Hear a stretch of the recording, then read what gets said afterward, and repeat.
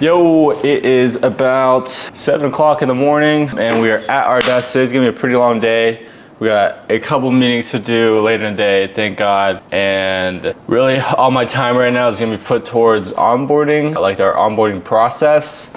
So hopefully today we'll be able to get some stuff done here. Let's see, on lights real quick. So again, I'll wait till like, 8:30 until I take any of this stuff. My stim and then my mushroom. I'll wait till about 8 until I take this. Theacrine I have here, but I haven't really experimented with it. So yeah, cool. I really have nothing to talk about. I usually stay pretty introverted in the mornings until about 12, and then I'll have lunch, and then after that we can do any collaborative work or deep solo work. So my time in the mornings are very, very protected, and I recommend you do the same.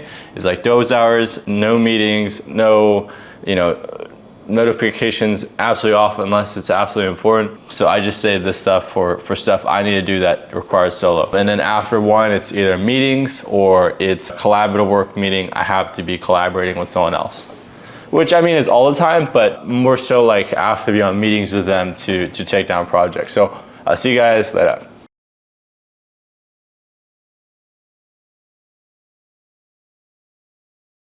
Yo, what's up guys? So today I felt pretty unmotivated to go to the gym. Right after 5, I just like absolutely crashed. I started feeling really tired at 5.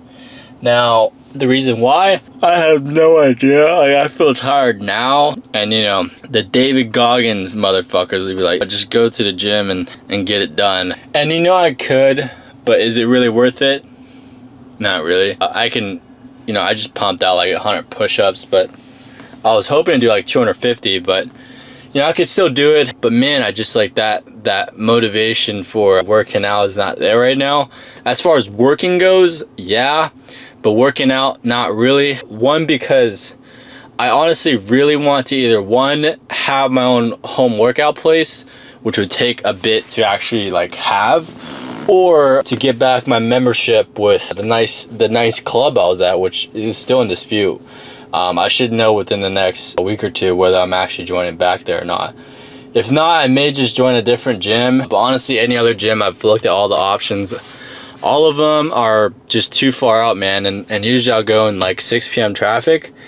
And usually during that time, it's just so clogged. And that's more time to talk on YouTube. But honestly, it's just not worth waiting and in that traffic. So the nice club I was at was the best option. And right now, because it also has a sauna and a cold shower and a gym and good connections there, so that's kind of been throwing off my routine like really hard. In the meantime, I've been going to like a pretty shitty gym. And honestly, like a gym's a gym, but when you're surrounded by fucking bums, like you start really you start having to bring yourself down to a level where that's not me anymore, and they try to bring you back down there, and I'm like, that's not me anymore. So I'm not trying to be in those rooms anymore, because it really feels like I'm the fucking smartest one there. And that's not the someone will hear that and be like,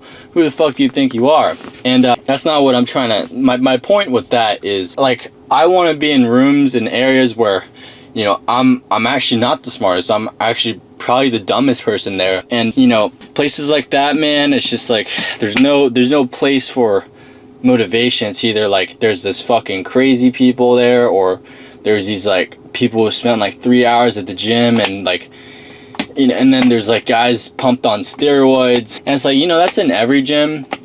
But man, there's just something about these lower class, I don't want to say lower class, but man, it's just like it really affects my quality at the gym, because just being surrounded by those people, it's just like, it just brings me down as a person. And some people say, don't, just do your own thing, focus on yourself. And like, if I really want to focus on myself, I would just stay at home and work out.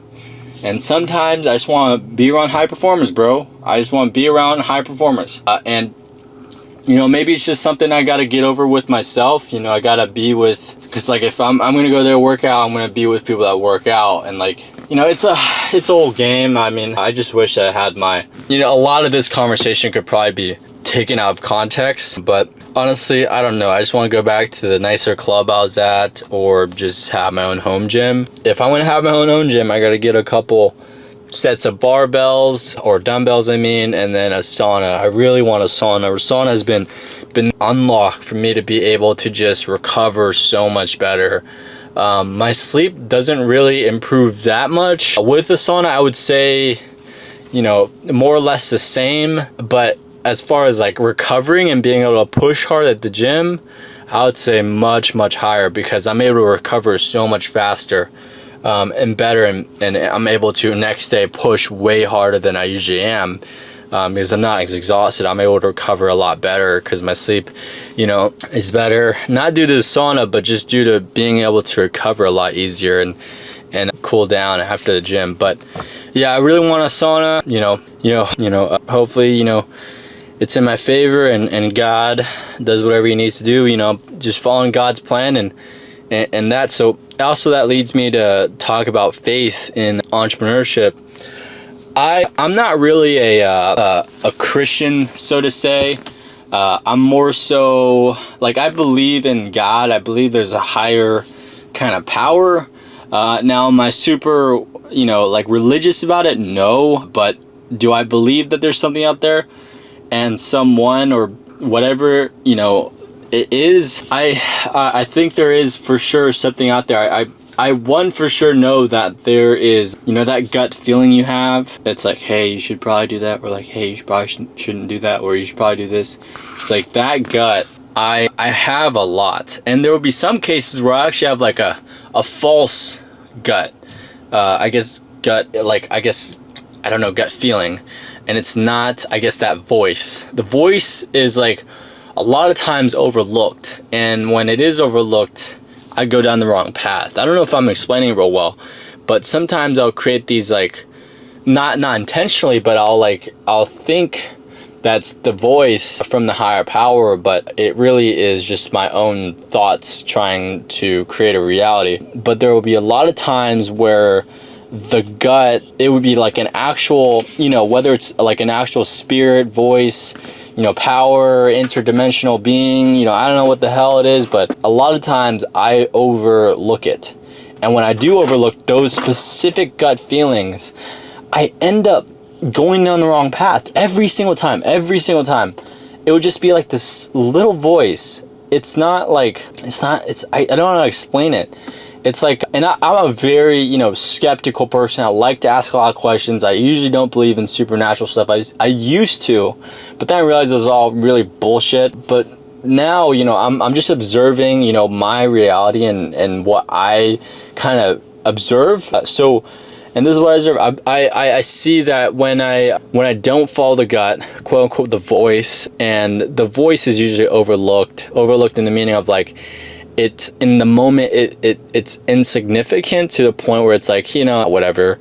And then those thoughts or voices, not literally like I'm schizophrenic or like I'm crazy, but it's literally like that little, I would say, a reminder or like something. I don't know how to explain it, but it pops up, I overlook it, and then, you know, I go along with my day, and then it pops up again, but it actually is reality. It's like, hey, why didn't you do that? And it's like, whoa, like I had a thought about that a while ago, and I just like, man, was that my future self trying to tell me something? Was a spiritual being, you know, trying to work in my favor? Or what the hell was that? Because obviously that was not me conscious, because if it was me conscious, I would have just done it, knowing me. So I don't know if this whole conversation even made sense, because it's kind of a complex topic that, you know, I'm not the best at simplifying things down. You know, that's what my COO does, and that's what he jokes about is his job, is like he breaks down my complex, you know, ideas to be digestible to like a 60-year-old. So because I have, you know, hard time sometimes, you know, being able to articulate myself to someone who is not dumber than me, but like someone who needs to understand it at a level where, you know, it needs to take more dumbing down, which, you know, is completely fine, because a lot of times, you know, or actually just most people, can only read at like a 3rd, 5th grade level. Like I can't even read at a 9th grade level. Like I don't know if you guys realize, a 9th grade reading level is pretty fucking difficult, and it's a lot of times unnecessary. I don't think, like, a lot of times, like, using these there's a couple really big vocabulary words that are used in some situations, but most of the time you don't need to know a fucking 12th grade writing and reading level. A lot of times it's actually better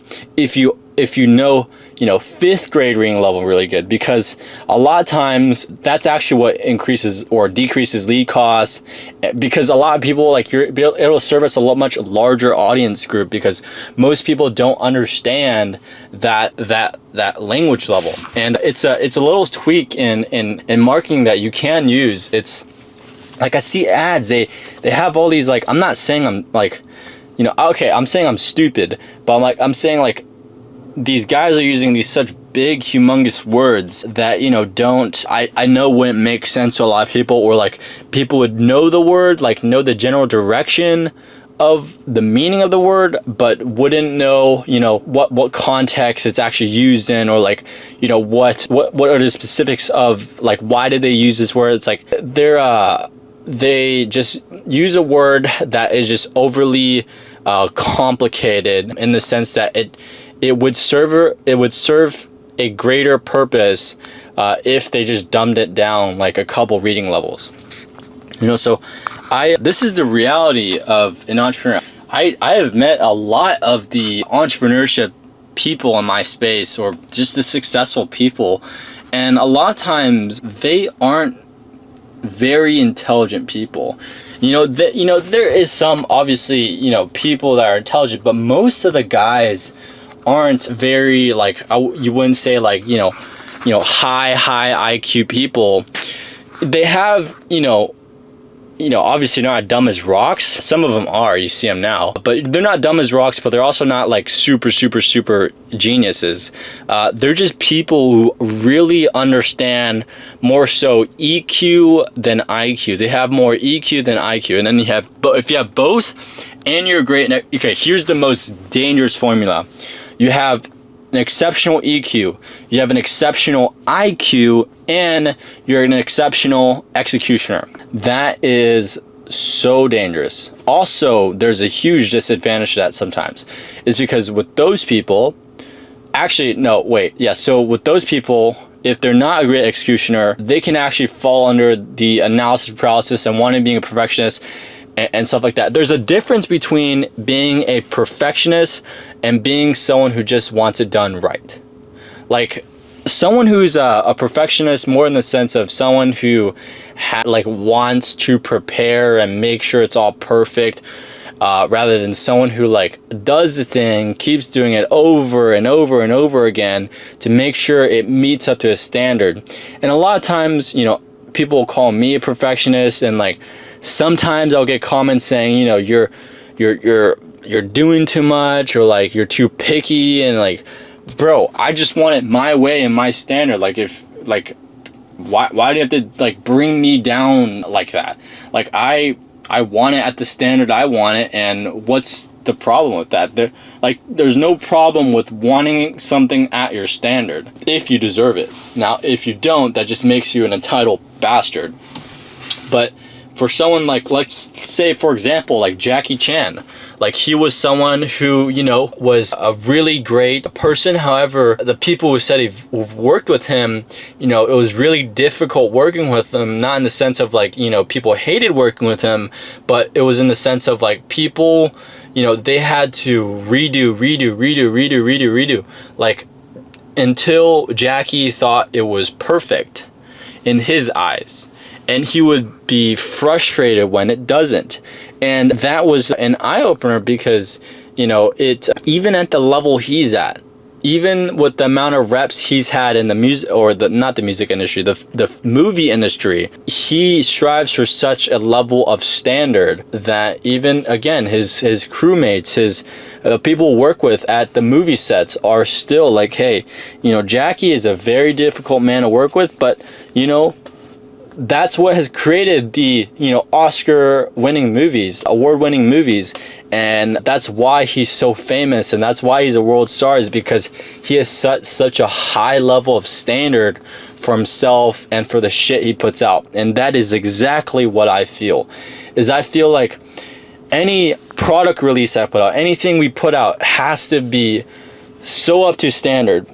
And just wrapping this all together into actionable items.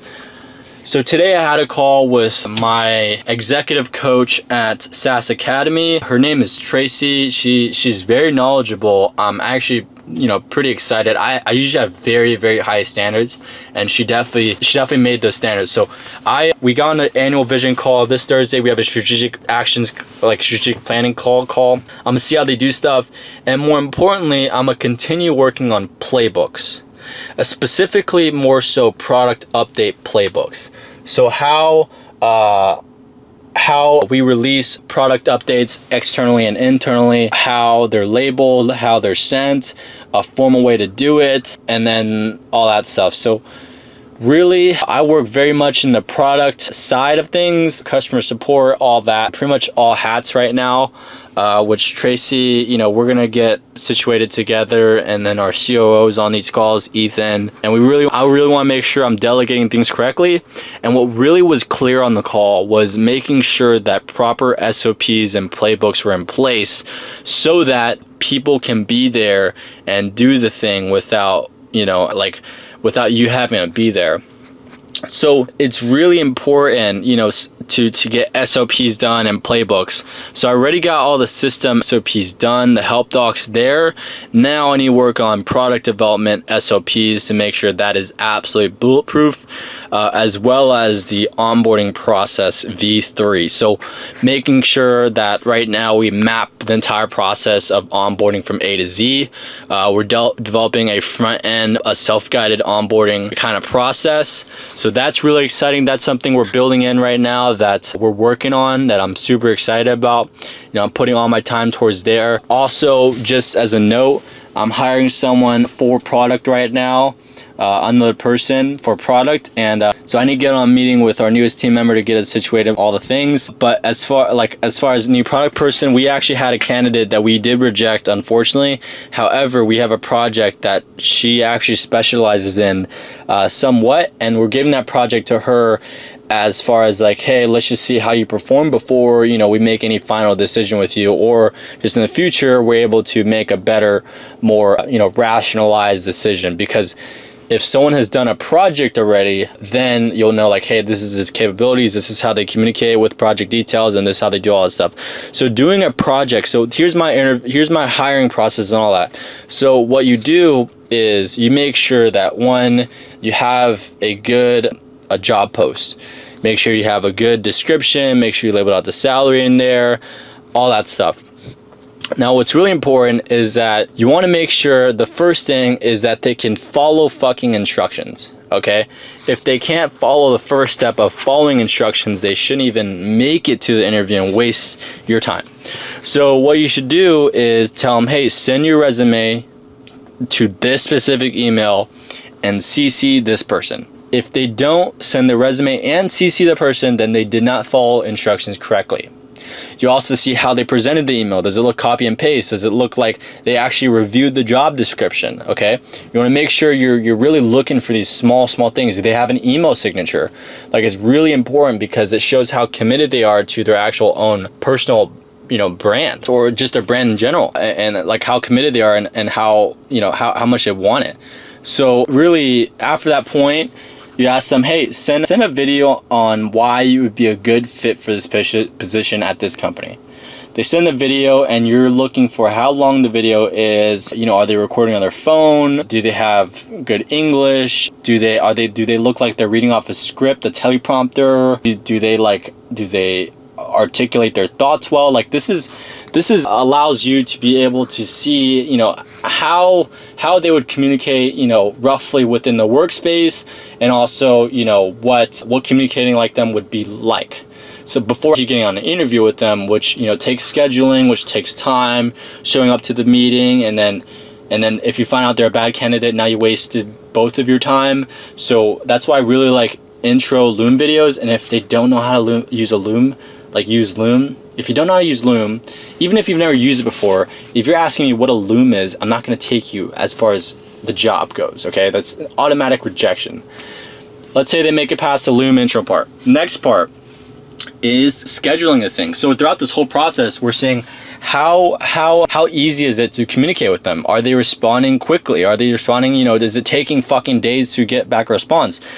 Are they like, you gotta look out for all these things, because if you don't have your standards set high at the hiring, position, these problems will come later down the road, and it's gonna bite you in the ass. Like I promise you, you have to make sure that your hiring process and your interviewing process is so fucking robust, because a bad hire is so much more expensive than a good hire. A good hire may be more expensive as far as like paid per hour, but I'm telling you, if you take the bad hire and you do it too quickly, it's gonna waste a ton of money, time, and energy. So you want to make sure, really, if you're, especially your first position, because a bad hire can make you go bankrupt. I'm not even joking. They could lead you down the wrong path. They could do the wrong things for you. And this is what I learned from hiring over a dozen virtual assistants offshore. Offshore assistants don't really know how to think for themselves. A lot of times you need to make sure that at a certain point, it's nice to have, offshore employees, but at a point you really have to make sure that you have an onshore, more creative thinking manager for those, assistants. So you really have to make sure you have someone who can guide them and pull the ship forward, because these guys, all they know how to do is row the boat. They don't know where the fuck to go. So you gotta guide them towards south, and if they're heading a little east, you gotta guide it back south. So it's really important that if you have a team of VAs that you start thinking about onshore. I only figured out this now, was like, why would people hire onshore? It's so much more expensive and they're so much more lazier. Now, yes, that is the case for a lot of times. However, if you hire the right onshore people, when I say onshore, just America, and offshore is like third world, or like just anywhere other than America.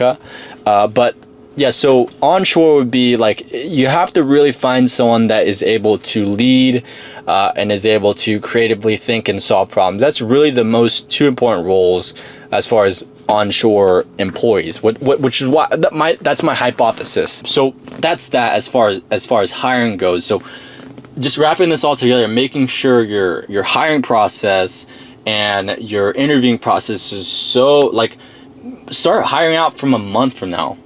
Like start thinking about really predicting, like, okay, from a month from now, I'm gonna need this position.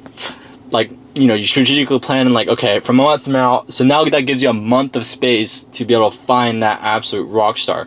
And you really want to be, again, really cherry picking this. Do not rush this. I made this huge mistake. Do not rush the hiring process. You really want to make sure that you really spend time finding someone good, okay? You really want to, it's like a needle in a haystack, but when you find someone good, I promise you, it will pay for all your labor. I promise you. I promise you. I promise you. So if you're looking for someone, if you're hiring right now for your business, you really want to make sure that you do not rush that process. You want to make sure the interview process, the hiring process is so robust, okay? Really want to make sure that is just so robust. And just, again, just to wrap this all together, intro post, okay? Like job posts, you can post in Facebook groups, depending on where you're hiring, Upwork, Indeed, and then, onlinejobs.ph. Go to these sites and make your post, and then tell them to have very specific instructions, like maybe like title the email you send me so and so for this position. If they do it in a different format, then automatically reject them. Like, be very nitpicky about this stuff. Like, be very nitpicky. Now, the only exceptions I would say is if they really threw out the park with their resume, then I would say, yeah, send an intro video, but very few times they will. So you have to make sure that first thing to check is if they can fucking follow the instructions. Next step is making sure that they're a likely person that you would like and be, wanting to talk to for this position. And hiring an assistant is a completely different story, because that one I would spend even more time on, because the problem with that is like when you do find, if you do end up finding the wrong person, offboarding them, it becomes very risky and very, you know, very time consuming. It really is not a good spot to be in, to offboard assistants. You really want to make sure that if you're hiring a personal assistant or executive assistant, you make sure that you're really intentional about it, that you make sure that you really spend time finding someone that is the opposite of you, not the same as you, the opposite of you. And why I say that is, like, if you're an executioner, you want someone that's a planner, right? Someone that is analysis. So like, because you need someone who's a planner. You need that, because you can have a warrior, but, you know, it's, if you've ever played fucking games before, video games, you don't want two warriors. You want a warrior and a fucking medic. Like in for example, Clash of Clans. You don't want two fucking barbarian kings. You want a barbarian king and a fucking Grand Warden. You know, you want the fucking support. Like the Grand Warden, you know, won't do as much damage as the barbarian, but the Grand Warden charges up the barbarian for doing more, enables the barbarian to do more, and the Grand Warden is kind of just like the home base. You know, I'm keeping the base down, but you're out there getting food for me. You know, terrible analogy, but I'm saying, like, you want someone, especially for an assistant position, like really for an assistant position, you want to make sure they're really the opposite of you. They're the opposite personality of you. And I'm not saying, like, you know, get someone who you know you wouldn't like. Obviously get someone you know you would like, because you're gonna want to. If you don't want to talk to your assistant, do not, like. If you get on the second interview with them, and definitely have a second interview. If you get on the second interview with them and you don't look forward to the second interview, don't even take the interview. Just say, cancel. I'm sorry. Thank you for taking this. You know, unfortunately, it don't work. Yeah, not like that, but like just decline. If you're looking forward to the second interview and you're actually excited to talk to them, then that's a good sign. I'm not saying you hire them. I'm saying that's a good sign. But if you're hiring an executive assistant, personal assistant, if you're going to hire a personal assistant, here's when I'll hire. I would hire a personal assistant. You know, you could start off with like a virtual assistant in Manila, Philippines for like $6-8 an hour. I would start, you know, getting a personal assistant to do just some admin tasks at, you know, 10, maybe 10, 20, 30K a month. 20K to, yeah, 20 to 30K a month. I would say get a personal assistant, and then, you know, 50K to 100K, I would say, you know, executive assistant time range. It really depends on the business model and personal situations. But I think 500K plus is where you get chief of staff. $1 million a month, I think, is where is the chief of staff. But again, it really depends on your business scenario. It depends on your scenario, but it goes like this: a runner, an administrative assistant / personal assistant, executive assistant, and then chief of staff. That's how the order goes. That's how the pyramid goes. Now, I'm spending way too much time in here. Okay. I will see you guys later, because I literally feel, I don't feel fat, but I feel like I need to get a workout now, because in the beginning of this recording, I didn't feel like working out. Now I do. So I'm gonna go get after it. You better get after it too. I'll see you tomorrow. Bye.